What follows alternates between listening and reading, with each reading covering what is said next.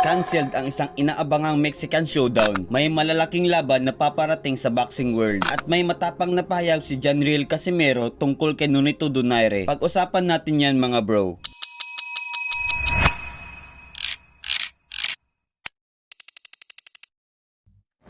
Yo mga bro, kamusta? KO Time Boxing nga pala. Kung mahilig kayo sa boxing updates at analysis, huwag kalimutan mag-subscribe at i-click ang notification bell para laging updated. Simulan natin ang big update sa international boxing. Opisyal na nakancel ang inaabangang laban sa pagitan ni Armando Resendes at Jaime Munguia. Dalawang explosive fighters sana ang maghaharap dito. Kaya maraming fans, lalo na sa Mexico, ang nadisappoint sa biglaang cancellation. Si Resendes, kilala matapos ang malaking upset win niya laban kay Caleb Plant, naging isa sa mga pinakausap-usapang panalo noong nakaraang taon. Pero kahit champion siya, marami pa rin ang naniniwala na si Munguia ang mas malakas at mas dangerous na fighter kung natuloy ang laban. Sa kabila ng cancellation, tuloy pa rin ang sunod-sunod na malalaking laban sa boxing world. Kabilang dito ang posibleng banggaan ni na David Benavides at Gilberto Ramirez. Isang laban na pwedeng magpasabog sa light heavyweight division. At sa Japan naman, inaabangan ang mega fight ni na Naoya Inoue at Junto Nakatani, dalawang elite fighters na siguradong magbibigay ng high-level boxing. Ngayon, punta tayo sa Pinoy boxing. Matapos ang pagkatalo ni Nonito Donaire Jr. via TKO, nagsalita si Janriel Casimero at medyo diretso ang kanyang mensahe. Para kay Casimero, iba na ang epekto ng edad sa isang fighter. Kahit gaano kakagaling, darating talaga ang punto na babagal ang galaw at bababa ang durability. At dito pumapasok ang kanyang punto. Ayaw niyang mangyari kay Donaire ang masama sa loob ng ring. Para sa kanya, wala nang kailangang patunayan si Donaire. Isa na siyang legend ng boxing. Kung i-analyze natin, hindi lang ito simpleng trash talk. Parang concern ito ng isang kapwa fighter na alam ang hirap at risk sa sport nito. Samantala, marami ring fans ang nagtaka kung bakit umakyat ng division si Mark Magsayo. Ayon kay Magsayo, nahihirapan na siyang mag-maintain ng weight sa featherweight division. Bukod pa doon, matagal din siyang naghintay bilang top contender. Pero hindi agad dumating ang title opportunity. Kaya imbis maghintay ng mabagal, nagdesisyon siyang umakyat ng division para mas maging active at makahanap ng mas malaking oportunidad. Kung tutuusin, strategic move lang ito. Hindi lang basta pag-akyat, kundi pag-adjust para sa longevity ng career niya. Mga bro, ano ang masasabi ninyo sa mga updates na ito? Sayang ba ang cancelled fight ni Resendes at Munguia? Tama ba ang sinabi ni Casimero tungkol kay Donaire? At good move ba ang pag-akyat ng division ni Magsayo? Comment sa baba. At kung gusto ninyo ng more boxing at analysis, huwag kalimutan mag-subscribe sa KO Time Boxing.